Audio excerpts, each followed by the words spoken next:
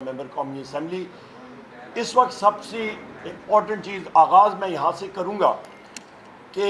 ہمارے بانی چیئرمین اور وزیر اعظم عمران خان صاحب تک ہماری رسائی نہیں ہونے دے رہی ہے یہ انسٹالڈ رجیم اور یہ ہائبرڈ سسٹم۔ سب سے پہلی بات یہ ہے۔ دوسری اہم بات یہ جناب خواتین و حضرات کہ آج بلاول بھٹو زرداری نے اپنی سپیچ کی اور اس کی سپیچ کے بعد میں پوائنٹ آف آرڈر پہ کھڑا ہوا اور میں نے رپلائی بھی دینا تھا اور بجٹ کے حوالے سے بھی بات کرنی تھی، اور حسب معمول پیپلز پارٹی بوکھلاہٹ کا شکار تھی اور اسپیکر قومی اسمبلی بھی ان سے ملا ہوا تھا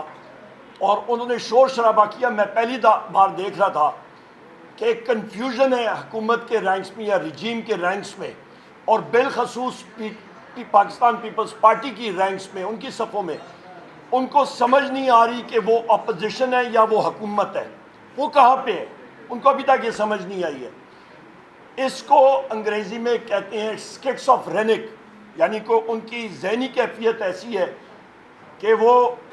کنفیوژن کے شکار رہتے ہیں، نمبر ایک۔ نمبر دو، بلاول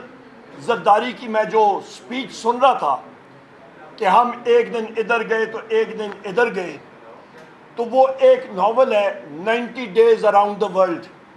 90 دن دنیا کی سیر۔ بلاول اور اس کے لوگوں نے ان دنوں میں صرف سیر سپاٹا کی ہے۔ مجھے بتا دیں کہ ان کی ایک بھی کوئی کامیابی یا ایک بھی چیز، ہر جگہ پہ ان کو رسوائی، فیلئر، کہیں پہ ان کی کوئی خاص بات نہیں سنی گئی۔ پاکستان کے لیے انہوں نے کیا کیا؟ سیر سپاٹے کیے، سوٹ ٹائی پہنی، سٹیک کھایا، فش کھائی، ترکاریاں کھائیں، بریانیاں کھائیں، اس کے علاوہ کچھ نہیں کیا۔ دوسری بات یہ ہے کہ اس میں ایک انگریزی کا محاورہ ہے جو کہ پیپلز پارٹی کا اور بلاول زرداری کی کیفیت ہے، اس کو کہتے ہیں running with the hare and hunting with the hound.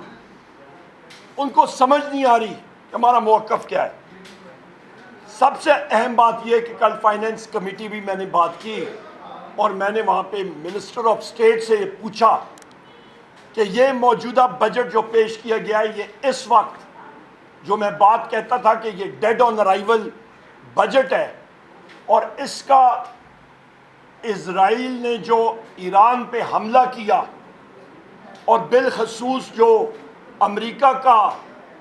Act تھا حملہ کرنے کا، جس کو ہم نے شدید ترین الفاظ میں کنڈیم کیا ایران پہ، اس کے بعد تو اس کا سرٹیفکیٹ بھی نکل گیا اور وہ اٹیسٹ بھی ہو گیا۔ اور میں نے وزیر مملکت خزانہ اور وزیر خزانہ سے پوچھا کہ مجھے بتایا جائے اور قوم کو بتایا جائے کہ کس ایکسچینج ریٹ پہ یہ بجٹ بنا، کیونکہ ابھی روپے کی قیمت میں